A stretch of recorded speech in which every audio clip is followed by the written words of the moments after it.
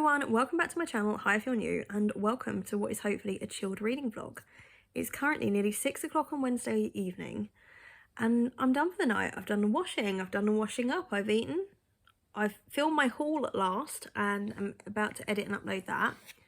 But yeah, I'm going to chill and do some reading tonight, and I'm hopefully going to finish Things I Wanted to Say But Never Did by Monica Murphy. Right, I can't believe I'm reading this.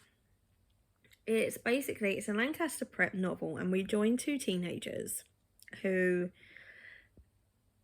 basically, I don't know where to even begin on describing this. She has no time for him, but there's something about him. She's very much of a mindset of thinking that there's something wrong with her, that she's not a good person. He treats her absolutely appallingly. But basically stuff happens and there's basically a sexual reference. Either they're having sex, thinking about sex, or talking about sex on every single page.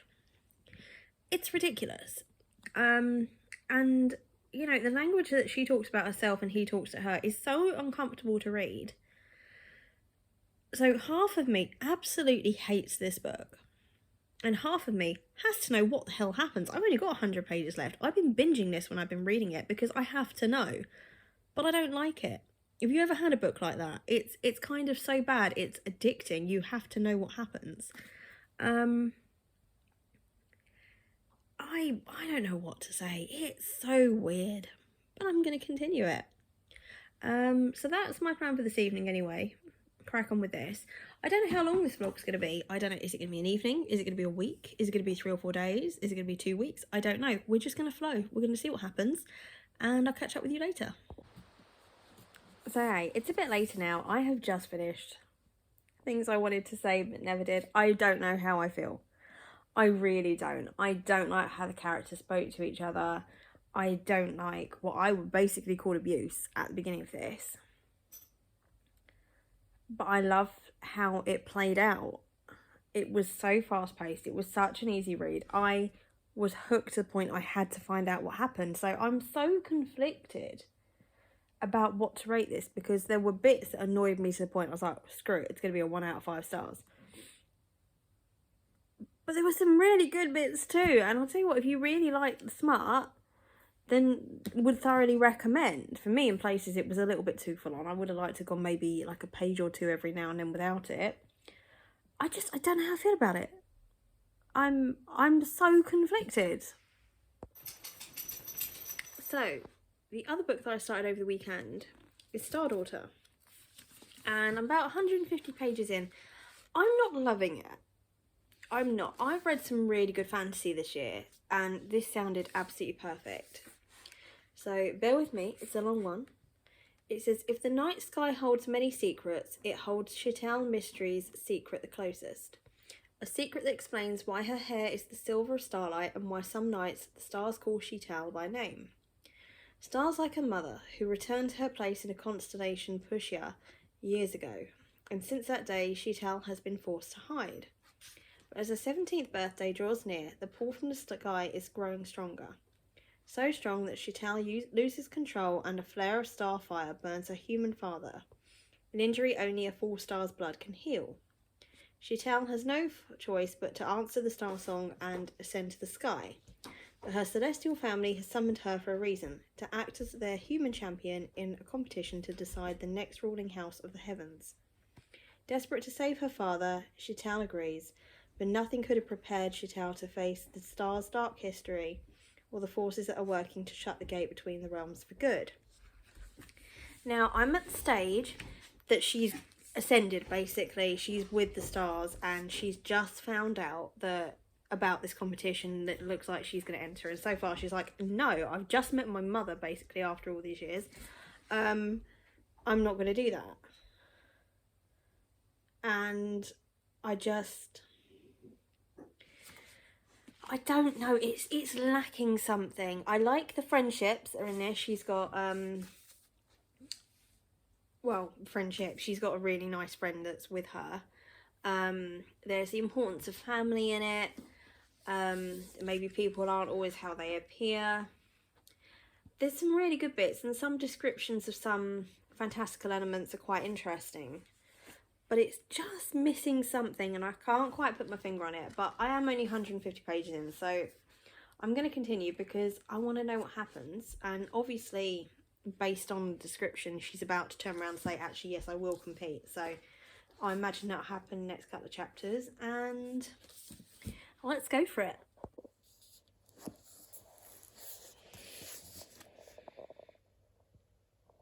Sure, it's ranked way below the amusement parks and maybe.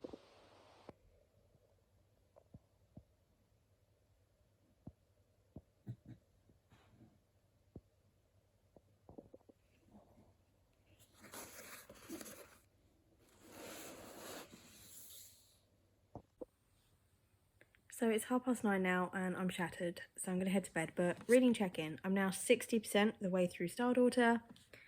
It's fine, but we're looking at a 2 to 2.5 out of 5 so far. There's still time for it to pick up. You know, there's 40% left. A lot can happen in that time, we know this. But I don't know, there's something missing, and it's such a shame because I love the idea of the story. You know, I was really expecting like a 4 or 5 star here. It's just missing the mark for me at the moment, and I'm not too sure what it is. At times it feels a bit rushed. At times there's like beautiful description and there's no description of the next thing. It's a little bit of he said this, she said that, I said this. I think maybe I like the woolly lyrical writing, and that's not in here. I'm not sure, but let's see. There's still a long way to go. Hello, it's currently Friday afternoon. It is, I don't know, evening. Oh my goodness, it's 7:10. It's been a really manic day. I've not long been home. Been home maybe about half an hour, 45 minutes. Just had a bath and hair wash. Duke's somewhere. He's just popped out in the garden, I think, for a minute. But the other half and his lad will be home from work shortly, so I thought I'd quickly catch up with you before they descend upon us. I am now about 60% of the way through Stardaughter. I'm going to finish it, but we are still averaging at about a 2.5 out of 5. It's, as I think I said before, it's a really great concept, but it's just missing the mark for me, which is such a shame. But after, what I would like to start is Amari and the Great Game, which is the sequel to Amari and the Night Brothers. It's middle grade, it's magic. And I really love the first book, so I'm looking forward to this. So we'll see how we get on tonight. I don't know how much reading I'm going to do, because to be honest, I only got a few hours sleep last night and I'm shattered, and we got to get up at 5 in the morning, so let's see.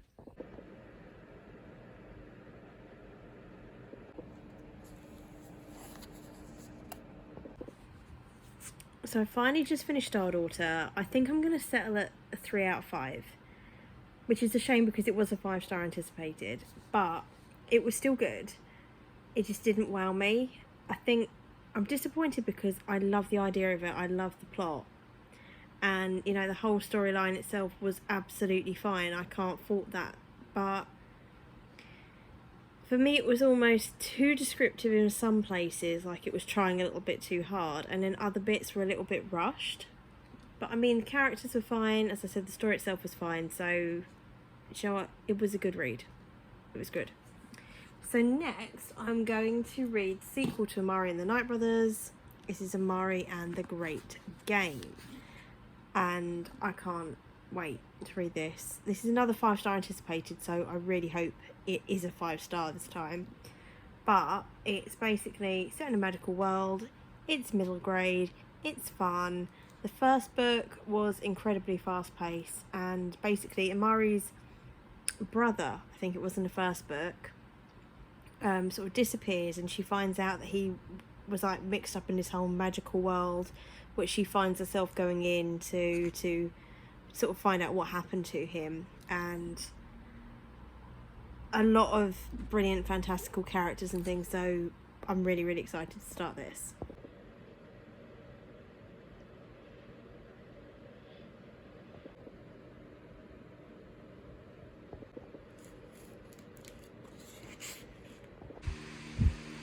Hello. You join me now at 8:30, where the second load of washing's out the line. And what else have I done?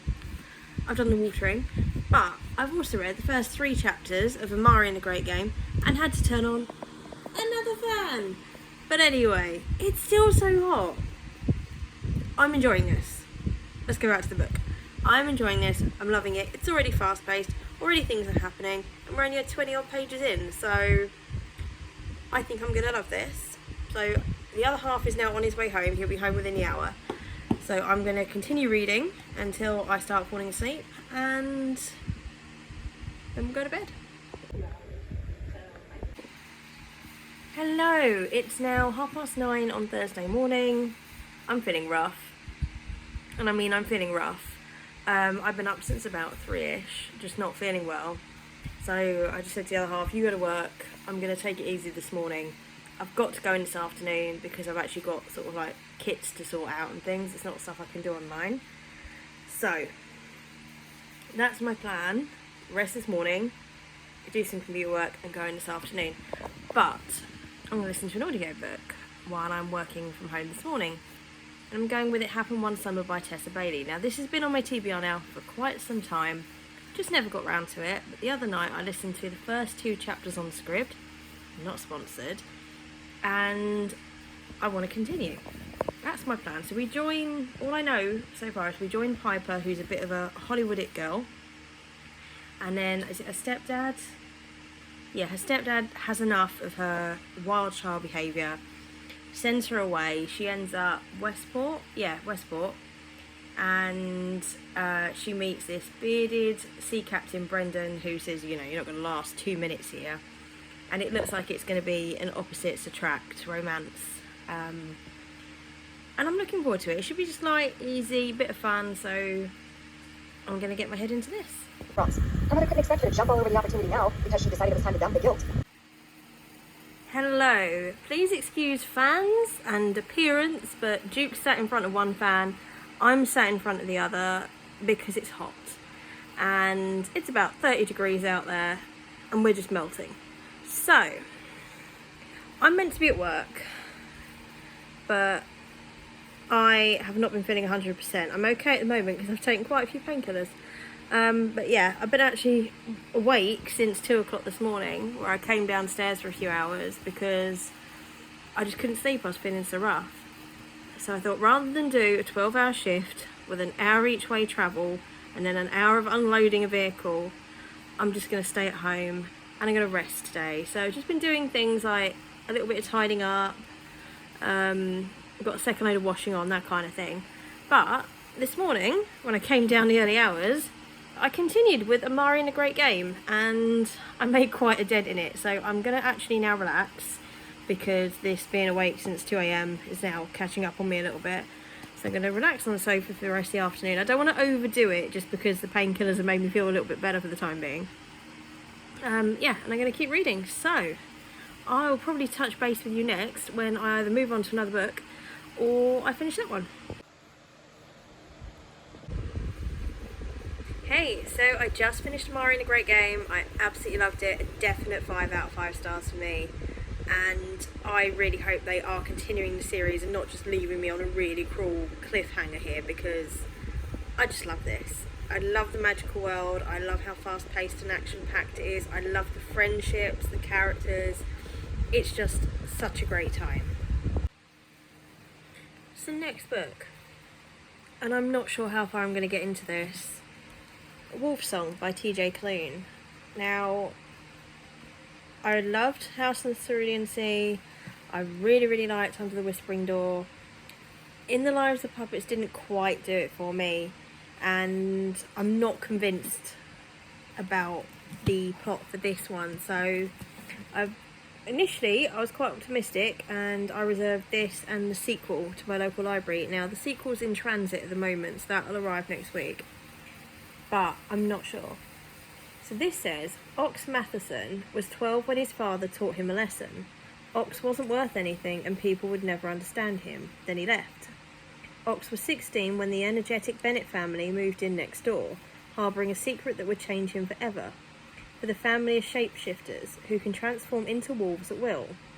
Drawn to their magic, loyalty, and enduring friendships, Ox feels a gulf between this extraordinary new world and the quiet life he's known. He also finds an ally in Joe, the youngest Bennett boy. Joe is charming and handsome, but haunted by scars he cannot heal. Ox was 23 when murder came into town and tore a hole in his heart. Violence flared, tragedy split the pack, and Joe left town, leaving Ox behind. 3 years later, the boy is back, except now he's a man and Ox can no longer ignore the song that howls between them. I mean, it sounds nice. It does sound nice, but I'm not sure. So, you know, we're just going to give it a go and we'll decide if I'm going to continue with it and read it all and whether or not to get the sequel.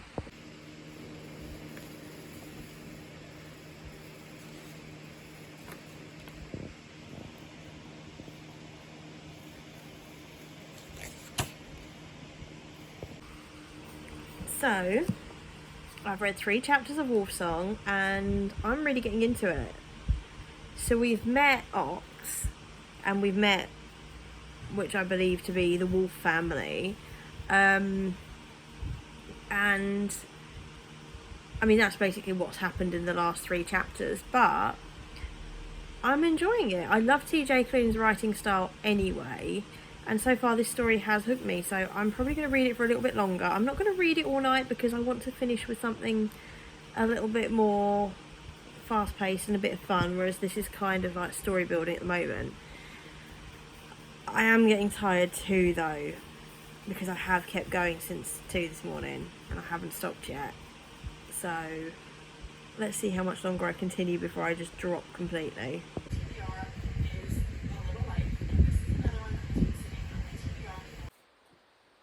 So, I did actually continue with Wolfsong that night. I got to page 163. I couldn't put it down.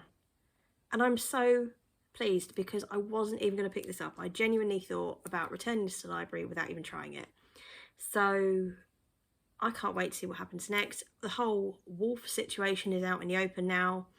There's a romance developing and I love the passion, how they feel for each other, how they feel for their pack, their family. And I think this is going to be a really emotional read, but a really, really good one. So I'm loving it.